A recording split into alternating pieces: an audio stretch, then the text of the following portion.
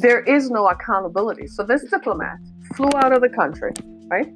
Came back to the States ostensibly. So they can't be, they'd have to go through all kinds of hoops for her to be repatriated back to the UK to face charges. I mean, there'd have to be some sort of public outcry. I mean, really, it probably is never going to happen.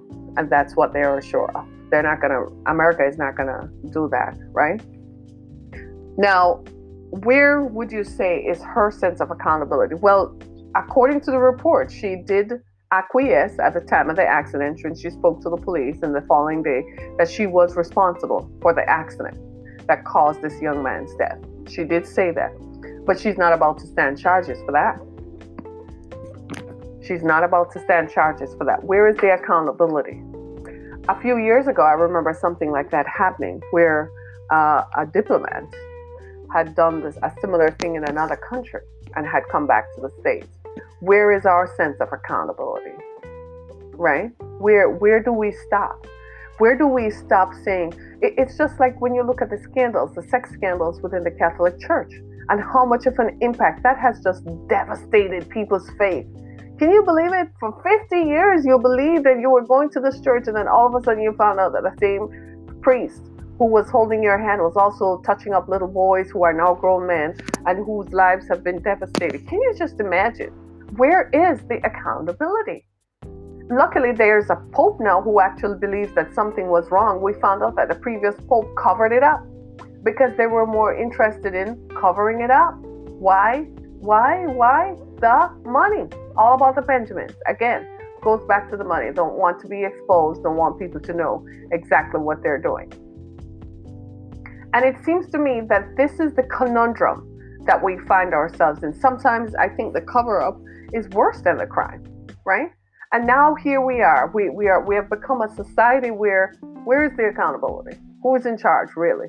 Is there someone else that we appeal to as a moral divider? Is there some sort of moral code that says, this might feel good and I might feel like I have a right to do it, but is it the right thing to do?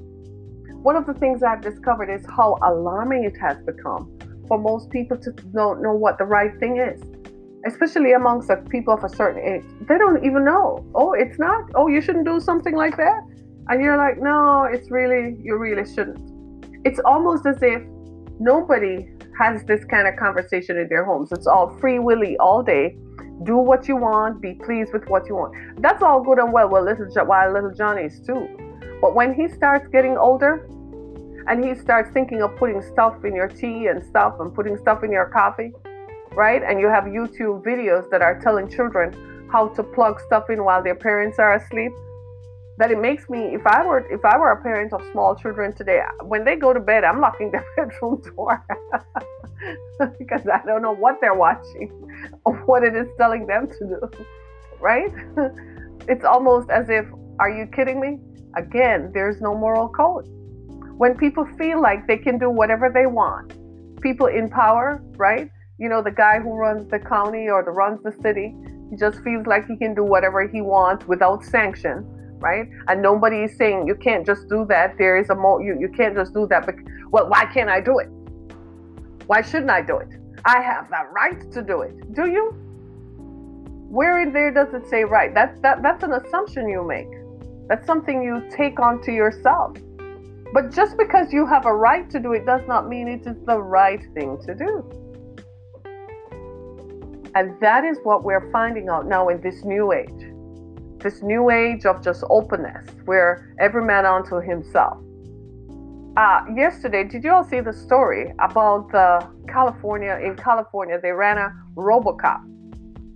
Yes, it's getting to the stage where robots are going to replace cops. Robots are going to replace people who work in factories. Robots are going to replace office workers because somebody else, again, there's no moral code about what ramifications are going to exist because these are thought up by people who grew up without a moral code and accountability. They just grew up and anything goes in this new society. And as a matter of fact, we reward them for their smartness and their brightness and the fact that they come up with the edgiest ideas. So now there is a RoboCop. Go figure. Now, guess what? They ran a test in a California park Are you hearing this, y'all? And the RoboCop saw a crime in progress and kept right on moving. Now, a cop sees a crime in progress, even when he's off duty. What does he do? He intervenes. That's his moral obligation as a member of the police department to protect and serve, whether he has uniform on or not, whether or not he's on duty or not. As far as he's concerned, he's always on duty, right? But the RoboCop, the robot cop, saw the crime and kept on moving. I kid you not. They ran the test. What does that tell you? Have you seen lawlessness yet? It's about to happen. Because when the people who make policy decisions decide that they're not going to pay 30,000 cops because it's costing more money to pay people, again, the moral issue, right? So it's costing more money to pay people. It's costing more money to pay them so they can live. It's cheaper to just have robots. You can have all the robots lined up in a warehouse. You power them up and then you give them instructions for the day. And when they unleash these robots on all of us, it's going to be hell. So robots are just going to come and they can't think, they're programmed. And this is what people who are very wealthy are thinking of. That's their solution to crises. Again, there is no moral code. There is no sense of accountability. You know when I knew this was happening was once upon a time in America. Check this out. Once upon a time in America, politicians, right, and people in leadership and government did not just make random decisions. People who owned companies had a thing called philanthropy, where they knew they made a lot of money, so they felt they had a moral obligation to help those who are less fortunate. So they would set up philanthropic organizations that would and set aside funds from their wealth that they have acquired to give back to communities. There were political leaders who felt that, this is not a good policy when implemented. It's going to have broad-based applications and it's going to be negative. Let's not implement that policy. And that started changing. This change began in the 1970s. My children say that it's the baby boomers who wrecked the country and they are going to have to live with it. And I'm like, yikes. Do you see? That's when it started. So now a whole generation has been raised up who know nothing about accountability and about moral code, who know nothing about there is a God somewhere, that there is a center, that I have to be accountable, that somehow God is watching. People today do things without thinking of the ramifications and the consequences. And even if it crosses their minds, they're like, nobody is watching. I can do whatever I want. Yesterday in New York City, 4 homeless men were brutally killed. They're alleging it was done by another homeless man.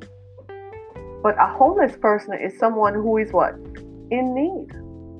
You know what this reminds me of? This reminds me of the stories I grew up reading about the Industrial Revolution and its ramifications and causes, how people would come to industrialized cities because they couldn't work in the farms anymore.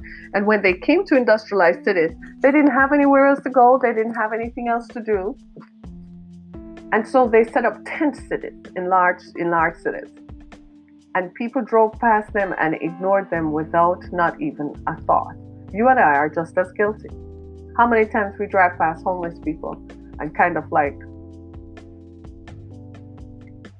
do you say, but for the grace of God I go? Do you say, Lord, I hope you work it out for that person? Every time I drive past people at the bus stop, some people drive past people at the bus stop and drive through the water and enjoy seeing them get wet. Do you ever say, Lord, I hope you work it out for them so they won't have to take the bus anymore? When you drive past women and children who are standing at the bus stop, waiting to take the bus to go to school and to go to work, do you say, Lord, I hope you work it out for them? Or do you just look at them? That's why they are the way they are. Without thinking of things like institutionalized racism and economic oppression that are contributing factors to this. Do you? And what do you think about women who come to work and who are being beaten? Recently, I came across a story where a woman was being beaten by her husband. He beat her in front of the children with his fist. She used her hands to cover the children so his fist would not land on the children. What did she do? She worked, went to school, helped herself, and made herself somebody. And what did her husband do? He beat her. No moral code. He doesn't have any sense. He's an end to himself. He's the law. And I am the God around here. That's how he acts. Do we stop to think about our actions? No, because there is no sense of accountability outside of ourselves. We are an end to ourselves. We do whatever we want with our bodies without thinking of the ramifications. Oh, I don't like how I look, so I'm going to go do plastic surgery, strip my whole face off, take all my skin off because I want to look like someone else, without thinking of the ramifications that you're going to pay for it somewhere along the line. But hey, in the moment, it's in the moment. We put fillers in our bodies without thinking of what it is doing. We throw waste and chemicals into the water table, forgetting that the same water is recycled, comes back as rain and snow. Duh. We're sitting ducks, y'all, right? And how about the things that we do? We try to raise our children right, but the child is subject to the influence of the society. So the wider society says, if your parents don't give you what you want when you want it, they're no good. Doesn't matter that you give them a house. Doesn't matter that they have transportation to and from school. Doesn't matter that the lights are on and food. If they don't get what they want to eat, there's no food around here. There's no food in this house because they don't get what they want. That's what the wider society tells them. Ignore your parents. They're not important. They don't know anything. And that child grows up to become an adult who is, lawless. I'm an end to myself. Yeah. Yep. That's what we have done. Now, what are we going to do about it? Oh, well, we have a choice. It's simple. We can go back to God. And we can say, something, Jesus, God, I think we messed up. And I think we need to come back. And we got to find a way. Can you show us the way back? Can you help us to make sense of this? Come back right into our situation right now. Right now in America, guns rule, not people. Guns rule. We do anything for the almighty gun in America. We pass legislation protecting guns, but not legislation protecting people. We don't care about the people. We care about guns. Think about it. That's what the messaging is. We care about the ownership of guns. And we have given our society over to guns. And now people can buy guns anywhere, anytime. And just feel like there's law that protects the use of guns. It's not about the people. It's about the guns. The legislation protects guns. That means I, as a person, if I feel like it, I can go out and buy any amount of guns that I want. So I can have a whole cache of guns. It didn't ask me for my color. It doesn't even ask me if I have a criminal background. It doesn't even ask me if I'm perhaps someone who should not be near guns. No, it's about guns. We have turned our society over to lawlessness. Now enter the era of mass shootings. A mass shooting is defined as any activity in which four persons are killed. Well, we have them very frequently here in America. So far, we've had over 265 mass shootings where 4 or more people have been killed. We've gotten so used to it, we're not even shocked at the numbers anymore. Right? Because we have gotten to the point where we're like, it's just every man for himself. So now they're experimenting with robots as cops. Go figure, America. Robots as cops. And the robots saw a crime in action. and just kept on moving because it wasn't programmed to respond. Robots are going to replace humans, in short. Robots are going to be the next generation of leaders. Robots are going to line us up and tell us what to do. Get out of your car. You can't drive your car today. So they're going to tell us, oh, well, if you have a robot in your home can be clean because you can tell it what to do. No. And then one day the robot gets up and says, I'm not cleaning Jack and you can't get out of this house because I have all the controls to the house. What do you do then? Because we have removed the sense of accountability. It's just like saying, but what if your parents gave you a car to drive to go to school, right? And they say, what have you done with that? Right? You go to school for 17, 18 years, at the end of which you're supposed to go to college. What do you have to show? Are you going to college? What do you have to show? Where's the accountability? And the society is like, oh, you don't have to listen to your parents. They don't know anything. You don't have to go to college. You can go to community college and transfer out. That never works, by the way.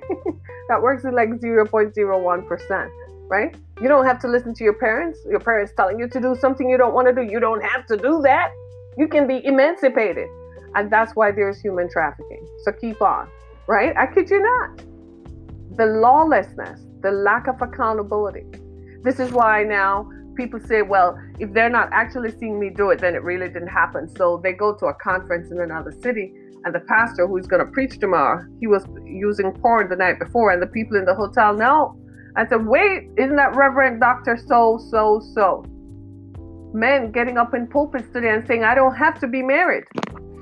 What do I need a wife for? And then fast forward a few years later, they don't have a church left, right? No moral code. I read a story of one man somewhere in Baltimore who was a preacher. His wife left him because he had sex with a 17-year-old girl and got her pregnant. And the wife left. That was about 8 years ago. He no longer has a church in Baltimore. Think about that. No moral code. No end to himself. And at the time while he was doing that, all the other preachers were inviting him around. And I was one of those who was saying, you don't talk to them. You don't ask them what they do. You don't hold them to a sense of accountability. No, it's all about the Benjamins. And now we're all collectively grieving the demise of the Christian church because there's no sense of accountability. I'm going to leave you with this thought. Recently, the Prince of England, Prince Harry, he is a Prince of England, right? And his mother, Princess Diana, if you remember, was killed many years ago in 1997, I think.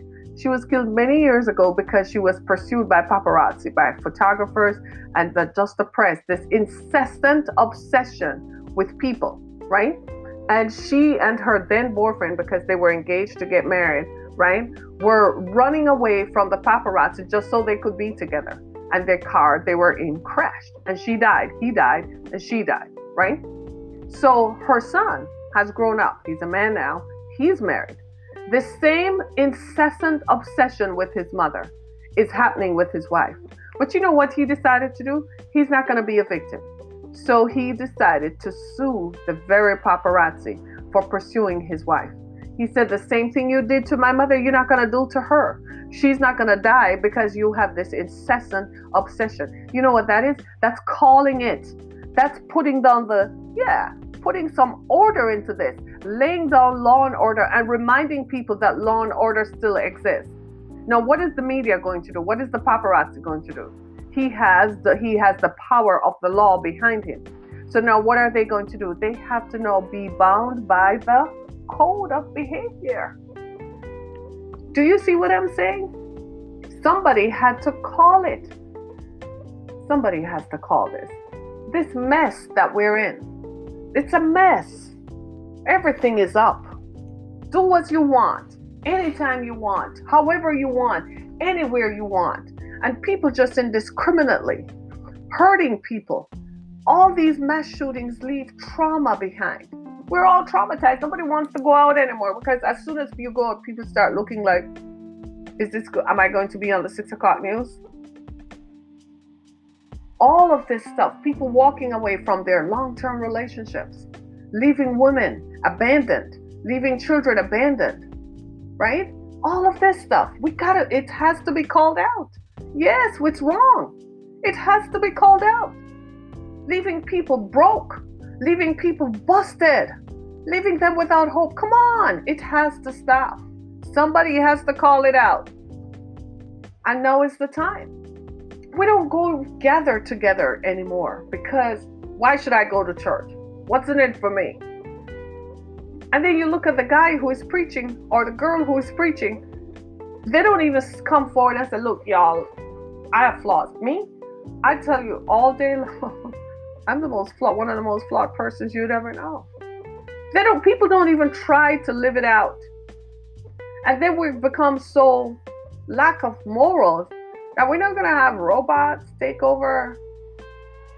How's that going to work? We have mass shooters. And instead of,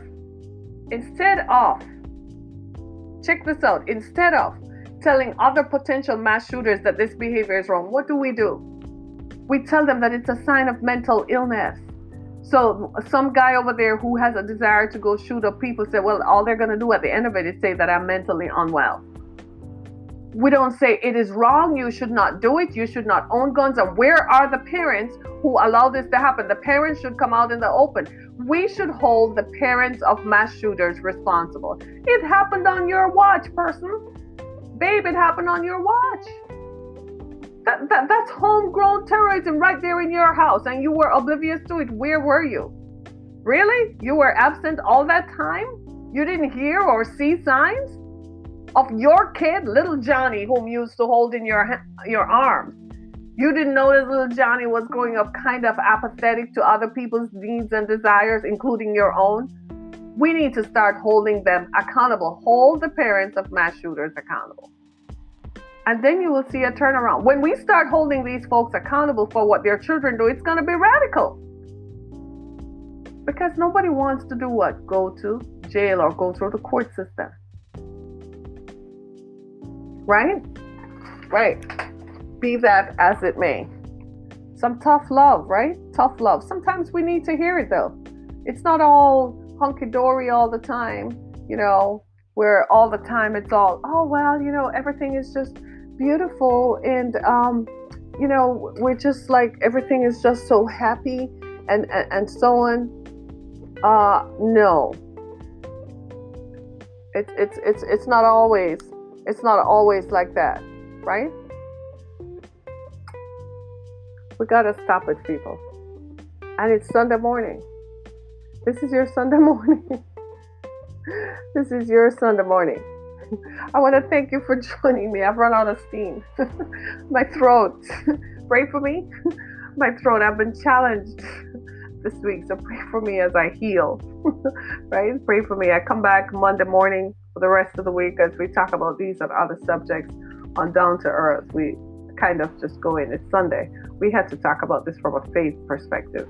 We have to somehow bring the law back. We have to bring some accountability back to how we govern ourselves, how we conduct our affairs, how we treat each other.